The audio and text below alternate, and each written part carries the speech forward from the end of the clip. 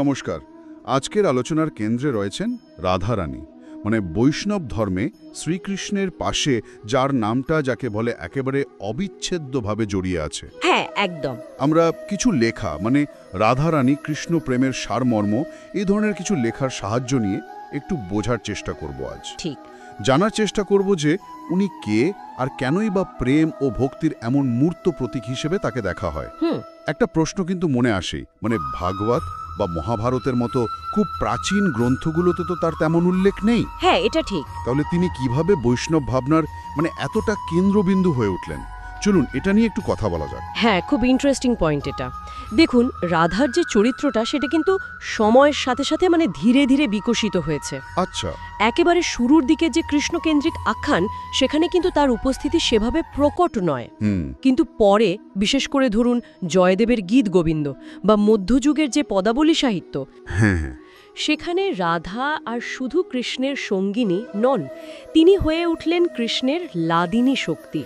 লাদিনী শক্তি? হ্যাঁ, মানে যার মাধ্যমে শ্রীকৃষ্ণ নিজে পরমানন্দটা আস্বাদন করেন। এই লাদিনী শক্তি বা স্বরূপ শক্তি, এই বিষয়টা যদি একটু সহজ করে বলেন, এর মানে কি তিনি কৃষ্ণের আনন্দের উৎস? ব্যাপারটা অনেকটা সেরকমই। মানে বৈষ্ণব দর্শন অনুযায়ী কৃষ্ণ তো হলেন পূর্ণ আনন্দ স্বরূপ, কিন্তু সেই আনন্দটা তিনি নিজে অনুভব করেন, আস্বাদন করেন রাধার মাধ্যমে। রাধা যেন তারই ভেতরের যে আনন্দ, যে প্রেম, তারই একটা মূর্ত রূপ। বাহ, বেশ অন্যরকম ভাবনা তো। হ্যাঁ, যেমন ধরুন সূর্যের আলো, সেটা তো সূর্য থেকেই আসে, কিন্তু সূর্যকে যেন সে নিজেই আলোকিত করে তোলে। রাধা অনেকটা সেরকম। তিনি কৃষ্ণেরই অবিচ্ছেদ্য অংশ, বলতে পারেন তার আত্মারই প্রতিরূপ। আর এই ধারণাটাই কিন্তু রাধাকে এতটা স্পেশাল, মানে অনন্য করে তুলেছে। বোঝা গেল। তাহলে তার যে জন্মবৃত্তান্ত, বর্ষানা গ্রামের কথা বলা হয়, বৃষভানু আর কীর্তিদার কন্যা, এই প্রেক্ষাপটটাও নিশ্চয়ই গুরুত্বপূর্ণ। নন? না, তা তো বটেই। তাকে বলা হয় গোপীকুল শিরোমণি, মানে গোপীদের মধ্যে শ্রেষ্ঠা। শ্রেষ্ঠা, আচ্ছা। আর তার যে প্রেম, সেটা কিন্তু সাধারণ জাগতিক প্রেম নয়, এটা একটা অন্য স্তরের প্রেম। মানে একেবারে নিঃস্বার্থ, নিজেকে সম্পূর্ণ উজাড় করে দেওয়া ভক্তি। বৃন্দাবনের যমুনা তীরে কৃষ্ণের সাথে তার যে লীলা, বিশেষ করে রাসলীলা, সেটা বৈষ্ণব সাহিত্যে আর ভক্তি সাধনায় একটা গভীর আধ্যাত্মিক মাত্রা যোগ করেছে। এই রাসলীলার কথা যখন উঠলই, এটা তাৎপর্যটা কি? মানে এটা কি শুধুই নাচ গান, প্রেমলীলা? দেখুন, বাইরে থেকে দেখলে হয়তো তাই মনে হতে পারে, কিন্তু রাসলীলা আসলে খুব গভীর আধ্যাত্মিক প্রতীকে ভরা। এটা শুধু কৃষ্ণ আর গোপীদের, বিশেষ করে রাধার নৃত্য গীত নয়।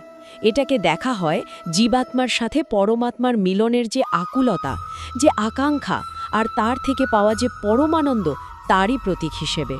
আচ্ছা আচ্ছা। এখানে রাধা হলেন প্রধানা।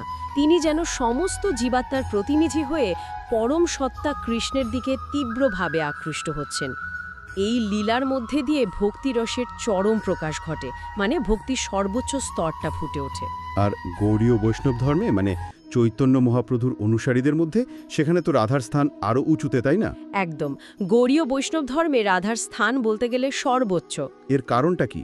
এর একটা বড় কারণ হলো স্বয়ং চৈতন্য মহাপ্রভুকে কিন্তু রাধা আর কৃষ্ণের মিলিত ভাবমূর্তি হিসেবে দেখা হয়। তাই নাকি? হ্যাঁ, মনে করা হয় তিনি রাধার ভাব, মানে কৃষ্ণের প্রতি যে তীব্র অনুরাগ, যে বিরহের অনুভূতি, সেই ভাবটা নিয়ে তিনি আবির্ভূত হয়েছিলেন। কেন না, কৃষ্ণ প্রেমের গভীরতাটা নিজে আস্বাদন করার জন্য। ও আচ্ছা। এই জন্যই গৌড়ীয় বৈষ্ণবরা মনে করেন রাধার উপাসনা ছাড়া কৃষ্ণের আরাধনাটা মানে সম্পূর্ণ হয় না, অসম্পূর্ণ থেকে যায়। মীরাবাই, বিদ্যাপতি, চণ্ডীদাস, এই যে মহান কবিরা, তাদের গানেও কিন্তু আমরা এই রাধা ভাবেরই অনুরণন পাই। তার মানে রাধা এখানে শুধু একটা চরিত্র নন, তিনি একটা বিশেষ ভাব বা চেতনারও প্রতীক হয়ে উঠছেন। কৃষ্ণ যদি হন শক্তিমান, তবে রাধা তার শক্তি, এই ব্যাখ্যাটাও তো খুব প্রচলিত। ঠিক তাই। আর এই শক্তি কিন্তু নিছক ক্ষমতা বা পাওয়ার নয়, এ হলো প্রেমময় শক্তি, যে শক্তি সৃষ্টিকে সচল রাখে, আনন্দ দান করে। রাধাকৃষ্ণের যে যুগল মূর্তি, তাকে ইসিলিয়ে পরম সত্তার দুটো দিক, পুরুষ ও প্রকৃতি, বা বলতে পারেন বিষয় ও আশ্রয়, এই হিসেবেও দেখা হয়। তাদের মিলনটা আসলে শুধু দুজন ব্যক্তির মিলন নয়, তা যেন জগতের সমস্ত দ্বৈততার ঊর্ধ্বে এক অখণ্ড প্রেমের প্রকাশ। রাধারানীকে তো আরও অনেক নামে ডাকা হয়, তাই না? রাধিকা, শ্রীমতী, বৃন্দাবনেশ্বরী, এই নামগুলোর কি আলাদা কোনো তাৎপর্য আছে? হ্যাঁ, নিশ্চয়ই আছে। প্রত্যেকটা নামের সাথেই তার কোনো না কোনো গুণ বা কোনো লীলার স্মৃতি জড়িয়ে আছে। যেমন রাধিকা নামটা তার আরাধনার ভাবটা বোঝায়। আচ্ছা। আবার বৃন্দাবনেশ্বরী নামে তিনি বৃন্দাবনের অধীশ্বরী।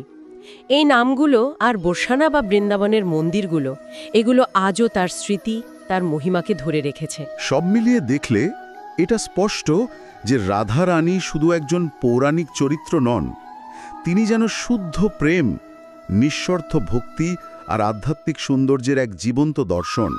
একদম তাই।